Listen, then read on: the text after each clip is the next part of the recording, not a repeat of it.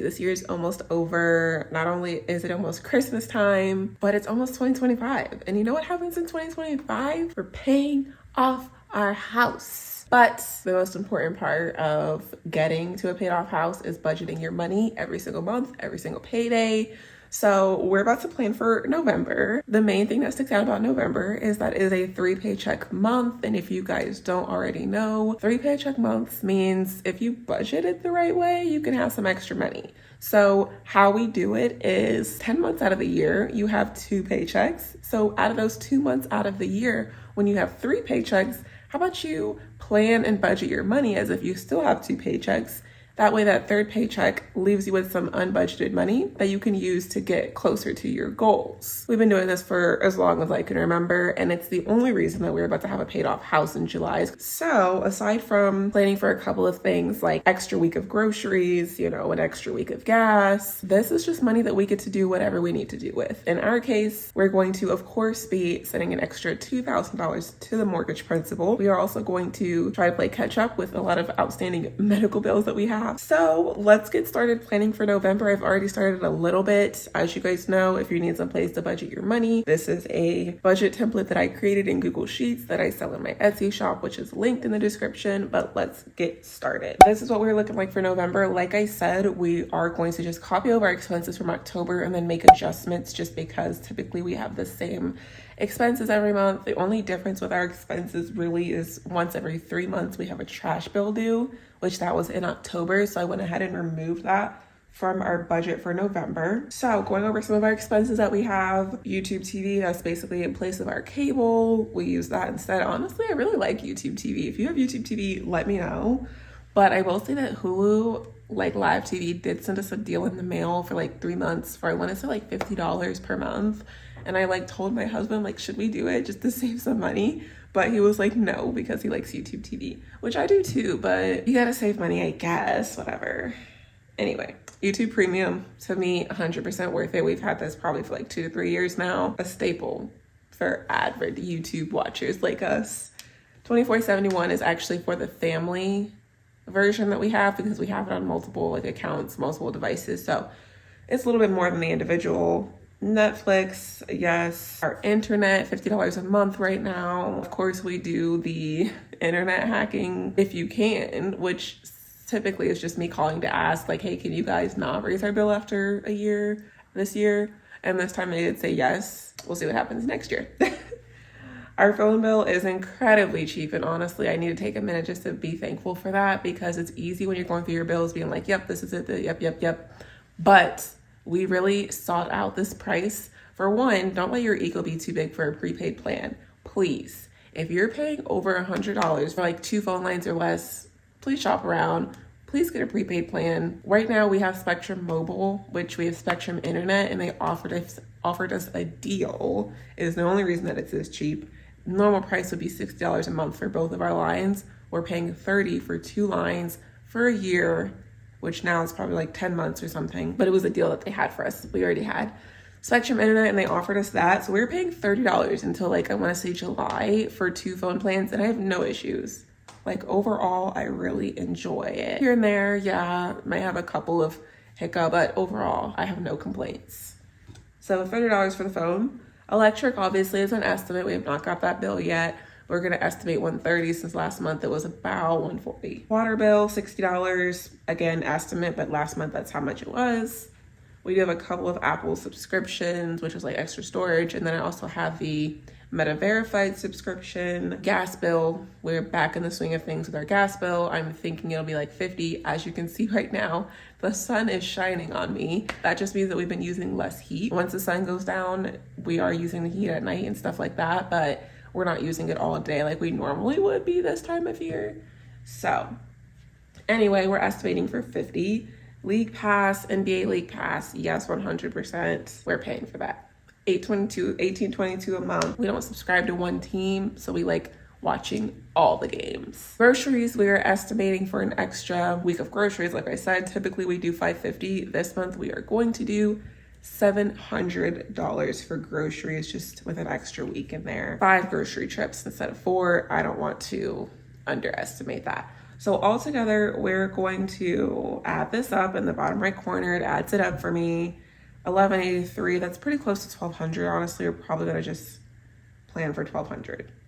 Anyway, now we have 3 mortgage payments since we have this extra. Actually, the second mortgage payment is when I send a little bit extra. Whatever our interest charges are for the month, we'll send an extra payment. So typically we do 2,500. This month our interest charges are gonna be 112. So I'm gonna change this to 2,615 just because I like roundabout numbers. So yeah, altogether planning for 6,615. But let's go to income because I haven't put income in yet. So first, second paycheck, and then third paycheck, and then we're gonna say other, which is going to be YouTube, TikTok, a little bit of my Etsy shop, and then a little bit of Amazon, which honestly, those are pretty insignificant, but every little bit counts and we're going to plan for it. First, second, and third paycheck. Last paycheck, it was about $33.50, but honestly, I think that was like a little bit extra. Like once a month, my job pays me for internet technically since I work from home. So one paycheck is like a little bit more than the next one. We're gonna just plan for $3,300 for all 3. And that's for me and my husband combined. Payday, first payday, November 1st, November 15th, and November 29th.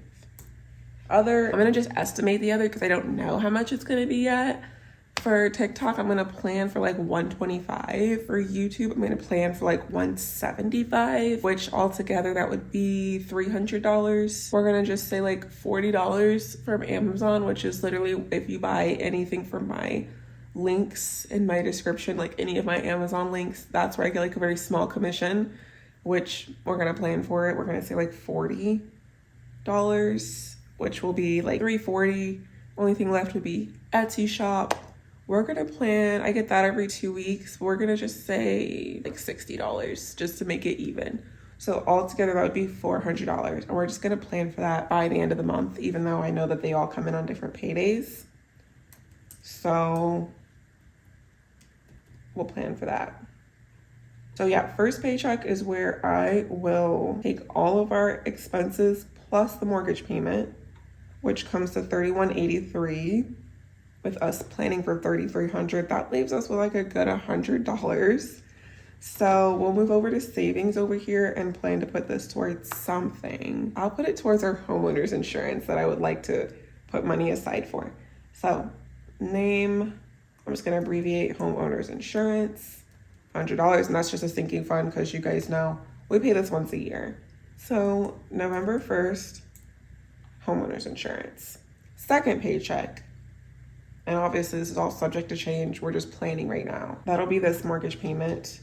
$3,300 minus $2,600-ish leaves us with about $700. Now, if you missed the last video where I went over my last paycheck, I did talk about how we're skipping putting money aside for property taxes in November. The brief thing is that we need to put money aside for medical expenses that we owe. If you missed that video, you can watch it, but we already have a surplus as far as what property taxes will be due in 2025. So instead, we're putting this money towards our HSA of $500, and that'll be the second paycheck. And then Christmas of $100, second paycheck. Still leaves us with like a good $100. So I'm gonna put that money towards car insurance sinking fund that we pay semi-annually, won't be due again until March. Car insurance, 100. Third paycheck, after the $2,000 mortgage payment, we're gonna be left with $1,300, which again, we're gonna plan for the HSA.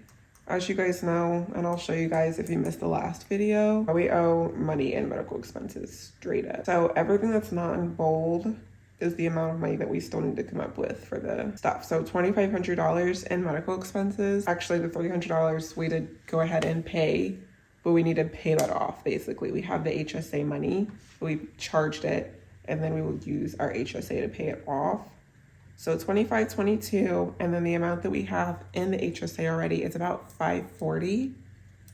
So we are just left with about $2,000. And then this HSA in here, $1,800, which means in order to satisfy the medical expenses, we just need an additional $200. So I'm looking towards that other income with the stuff we just went over. That's gonna be the plan.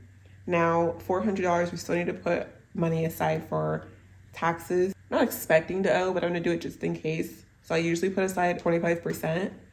25% of 400 is 100, which leaves us with $300. So I'm just gonna put, since I don't have any more space, I'm just gonna put save 400 by the end of the month. And then I'm gonna do a little comment here. And I'm gonna say 100 taxes, and then 300 or 200 being the HSA, an extra 100 we'll just put this towards some type of sinking funds. We have a bunch of them. We have planning to go to Olympics in 2028, car repairs that could come up, etc., etc. But for now, that's the plan. Never know what the month could throw at us. I'm hoping that we have no more surprises and it could honestly just be a boring month. Being bored is a privilege is one of the things I've heard lately, and it resonated with me so much. Sometimes you want stuff going on, but sometimes when you're bored, that means that life is not throwing nothing at you and you can just have some smooth sailing days. I love that. Give me that, please. I don't want any more surprises right now.